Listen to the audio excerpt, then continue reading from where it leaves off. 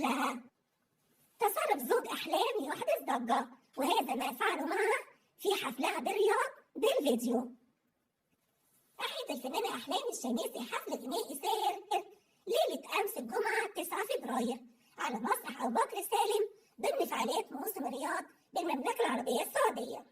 وقدمت الفنانة أحلام باقة متنوعة من أجمل أغانيها القديمة والحديثة.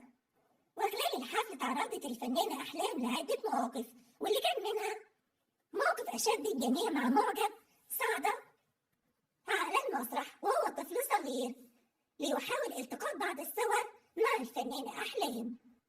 وقامت الفنانة أحلام بالاقتراب منه وتقبيله في لقطة لفتت أنظار الجمهور.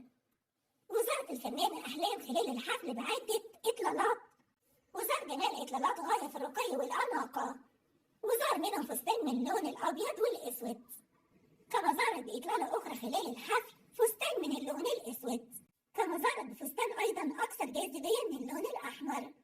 وخلال الحفل تعرضت الفنانة أحلام لسؤال محرج من معجب، واللي سألها عن عمرها، وردت عليه الفنانة أحلام: أنا بغني لما كان عمري 5 سنين، ولو سمحت ما تسألنيش أنا عندي كام سنة، مش مسموح بهذا السؤال. وعن تصرف زوج الفنانة أحلام الشامسي مبارك الهجري، واللي أحدث ضجة بعد ما فعله معها في حفلها بالرياض.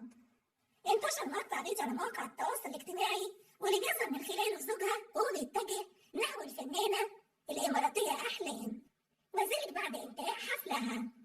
وظهر زوجها وهو عانقة ويقبلها على جبينها. بعد انتشار مقطع الفيديو انهالت التعليقات من محبي الفنانة الإماراتية أحلام،